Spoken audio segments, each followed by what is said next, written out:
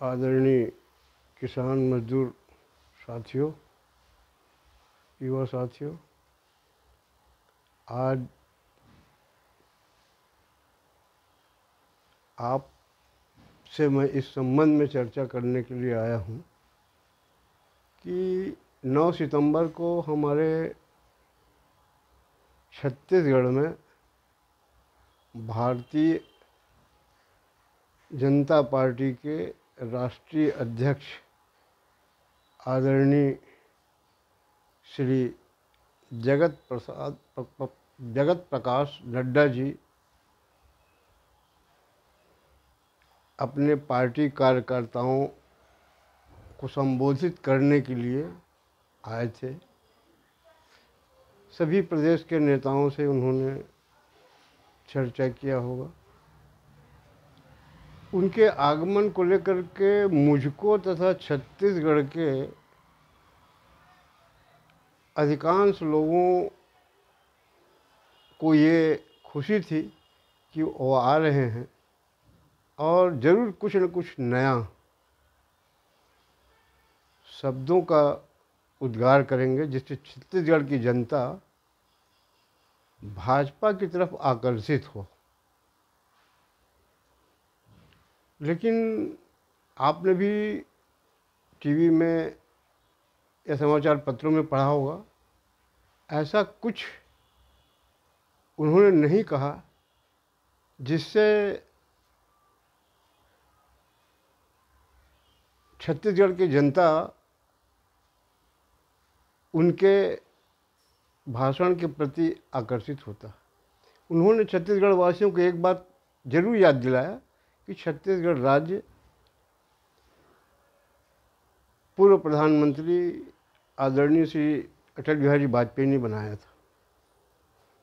अब आज छत्तीसगढ़ में जो कुछ है भी हो रहा है या हुआ है, उन्हीं की देन है। कांग्रेस ने कुछ नहीं किया। सही बात है कि वाजपेयी जी ने छत्तीसगढ़ राज्य बनाया था। जब राज्य बनाया उस समय यहाँ कांग्रेस का बहुमत था और जैसे ही चुनाव आया है, छत्तीसगढ़ की जनता ने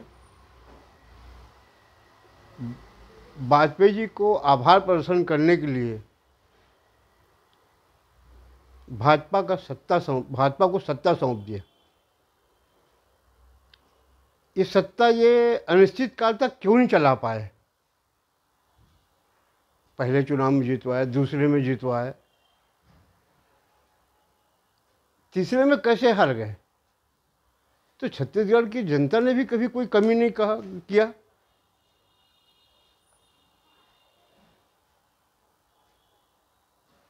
मैं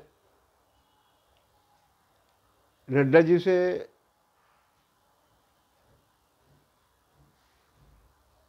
ये कहना चाहूँगा कि छत्तीसगढ़ की जनता के प्रति जो जैसा करता है, उसके प्रति जनता हमेशा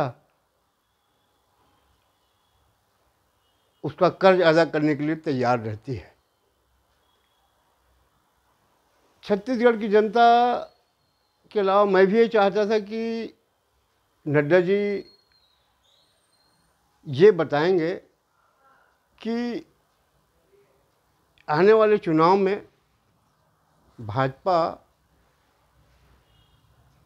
क्या करने जा रही है। वैसे 15 साल के शासन के बाद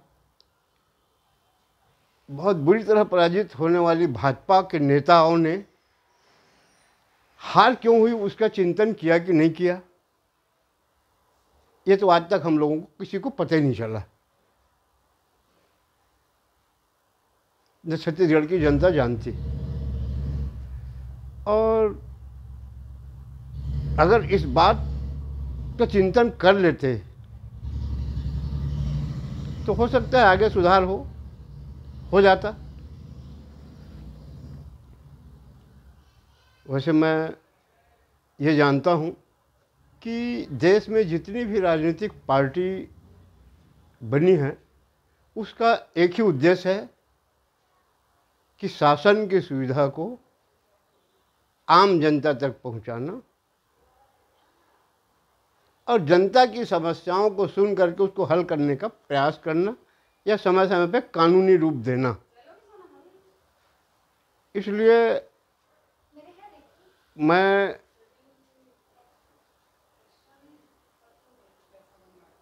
ये उम्मीद करता हूँ कि जब भी नड्डा जी आएँ या केंद्र से कोई भी आए नेता, तो वो इस बात को क्लियर करें कि भाजपा के छत्तीसगढ़ के नेता जनता को और लूटेंगे कि नहीं। वैसे प्रदेश के या देश के शासन चलाने के लिए भारत के संविधान में ये व्यवस्था किया गया है कि जो सरकारी तंत्र है उसके लिए कर्मचारी अधिकारी नियुक्त किए जाएंगे, उनको वेतन दिया जाएगा। लेकिन इसके लिए कोई ऐसा नहीं बनाया गया था जो समय समय पे बनाया गया कि जन सेवक जो होते हैं उनको वेतन दिया जाए। और मान लो उनको वेतन देने की व्यवस्था उन लोगों ने, सब राजनीतिक दलों ने एक होकर कर लिया ना, तो इनको चाहिए कि ये भी सेवा ठीक से करें। 2 लाख महीना पाने वाले विधायक आज पूरे गांव-गांव नहीं घूमते। आप सांसद पूरे आम जनता से नहीं मिलते, ये सिर्फ अपने पार्टी कार्यकर्ताओं की बैठक लेते हैं, चाहे जहाँ भी जाएं, उनसे ही बातचीत करके चले जाते हैं। हम तो चाहते हैं कि सभी राजनीतिक दल अपने विधायक सांसदों को या पार्टी के प्रमुख लोगों को जनता के बीच भेजें ना, और जनता को जो शासन की सुविधा है वो मुफ्त में क्यों दिलाने की व्यवस्था नहीं कराते। अगर ऐसा कुछ है तो राजनीतिक दल के नेता खुलेआम बोले अपने भाषणों में कि हमारा शासन है, हमारे अधिकारी कर्मचारी हैं, ये आपको लूटेंगे, पैसा देके काम कराओ, ये कह दो आप। अब वैसे अंदरूनी आप नहीं कहते, हमारे अधिकारी कर्मचारी हमको बताते हैं कि हमसे ये राजनीतिक नेता, विधायक, मंत्री, सांसद, जो भी जनप्रतिनिधि है, हमसे परसेंट लेते हैं। और परसेंट लेते हैं कि नहीं ये तो क्लियर करो ना आप, विधायक सांसद दो। रेवड़ी की बहुत बात चल रही है, लखपति करोड़पति लोगों को विधानसभा लोकसभा में टिकट दिया जा रहा है। ये हमारी सेवा करने के लिए इनको दिया जाता है, और उसके बाद विकास कार्यों के नाम से परसेंट दिया जाता है। ये हमारे अधिकारी कर्मचारी बताते हैं ना। अब आम जनता जान रही है, मगर अब समय आ गया है, हर राजनीतिक दल के नेता पारदर्शिता की बात करते हैं। पारदर्शिता लाइए, तब जनता का लगाव जो है किसी पार्टी के प्रति होगा। मगर आज जनता बहुत निराश हताश दिख रही है, किसके तरफ जाएं, कहाँ क्या करें। भाजपा का शासन आया तो भाजपा के शासन के लोगों ने शासन की सुविधा को खुद ही ले लिया, दिलाया भी तो पैसा लेकर के दिलाया। भ्रष्टाचार से बहुत तंग है। मैं तो चाहूँगा जब भी कोई भी पार्टी के राजनीतिक दल के नेता आ रहे हैं छत्तीसगढ़, इस चुनाव को क्लियर करें कि शासन की क्या सुविधा को पाने के लिए रिश्वत देना पड़ेगा हमको, किसको ये हटाएंगे, मिटाएंगे। छत्तीसगढ़ की जनता एक ही चीज़ चाह रही है, आप हमारे लिए कुछ करें चाहे मत करें, ये भ्रष्टाचार से तो निजात दिला दीजिए। बाकी पार्टी पे विश्वास नहीं करती छत्तीसगढ़ की जनता ना। कोई भी आएगा तीसरा पार्टी, वो दुनिया भर का झूठ बोलेगा और बेईमानी करेगा, उसको अब छत्तीसगढ़ जनता बर्दाश्त नहीं करेगी। वो सिर्फ 2 पार्टी के बीच में है। तो मैं इसलिए दोनों पार्टी के नेताओं से निवेदन करता हूँ कि आप लोग क्लियर करिए कि आप छत्तीसगढ़ की जनता के प्रति क्या चाहते हो। वैसे मैं हमारे छत्तीसगढ़ के मुखिया जी से बहुत निवेदन कर चुका हूँ, 6-7 महीने से कर रहा हूँ कि आज आप सत्ता में हैं, सत्ता बचाना है तो छत्तीसगढ़ को भ्रष्टाचार विहीन राज्य घोषित करिए, सभी सरकारी कार्यालयों में रेट लिस्ट टंगवा दीजिए, एक अच्छा कानून बनाइए जिसमें भ्रष्टाचारियों के खिलाफ तत्काल कार्रवाई हो। शायद उनको पसंद नहीं आ रहा है मेरा सुझाव या छत्तीसगढ़ की जनता का सुझाव, इसलिए अभी नहीं कर पा रहे हैं वो। भाजपा सत्ता में आना चाहती है, उसको कह देना चाहिए। अभी मैं सुना हूँ कि बहुत अच्छे अच्छे पदाधिकारी भी नए नए नियुक्त किए गए हैं। कोई ऐसा पदाधिकारी तो बुलवाओ जो भ्रष्टाचार के बारे में बात करे ना। आप युवा बनाओ, बुजुर्ग बनाओ, किसी को ही बनाओ, मगर उसमें बोलने की हिम्मत है क्या? ये बुलवाइए आप कि हमारी सत्ता आएगी तो हम शासन की सुविधा छत्तीसगढ़ की जनता को मुफ्त में देंगे। बुलवा दीजिए, जो बोलेगा वही सत्ता में आएगा। और नड्डा जी, आप तो पोलिंग बूथ के लोगों तक को बुलाए थे, अपने कार्यकर्ताओं को, मगर आज तक पोलिंग बूथ के कार्यकर्ताओं से जब मैं पूछा कि क्या हुआ तो बोले पता नहीं भैया, भीड़ भाड़ था, हम तो जानते नहीं क्या क्या बोले, कैसा हुआ। बहुत लोगों को भीड़ था। बस समाचार पत्रों में देखा नड्डा जी, उसमें भी कोई खास नहीं दिखा मेरे को।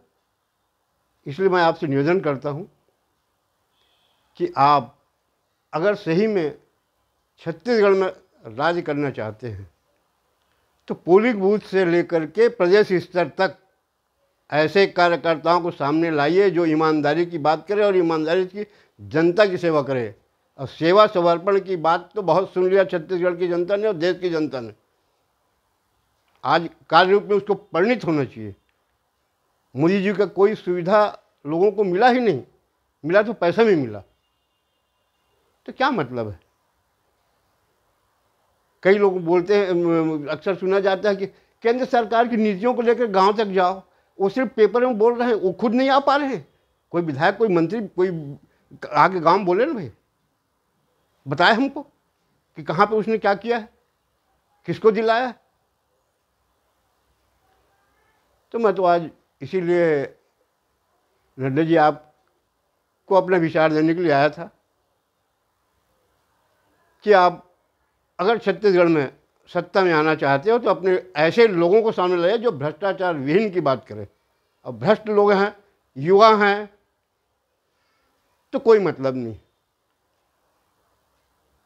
छत्तीसगढ़ की जनता इसीलिए आपको तीसरे चुनाव में नकारी है, भाजपा को नकारी है कि यहाँ लूट खसोट इतना हो गया था कि भाजपा के लोग को ही नहीं पहचान रहे थे।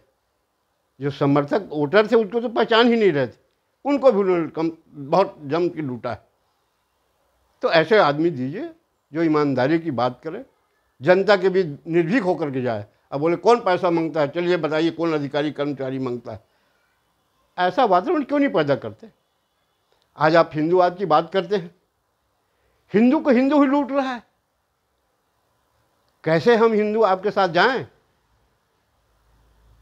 बताइए आप छत्तीसगढ़ में कौन सा ऐसा हिंदू नेता है जो पद में था और नहीं लूटा हो या लूटने वालों के खिलाफ कार्रवाई किया हो, या कभी ये बोला होगा कि हमारा सत्ता है, किसी कोई पैसा नहीं देना, सब काम मुफ्त में होगा। ऐसे विचारधारा को लोग लाइए। हिंदू भर के बात करने से नहीं कुछ होता। हम सब देख रहे हैं, जान रहे हैं, हिंदू सब जान रहा है। हिंदूवाद की बात करके भावनाओं को बदलना चाहोगे तो नहीं बदलेंगे, क्योंकि हमको लुटेरे लोग सामने हमारे। नहीं तो भाजपा की सत्ता नहीं गया होता। खैर, आप क्या करेंगे, कैसे करेंगे, आपकी इच्छा है।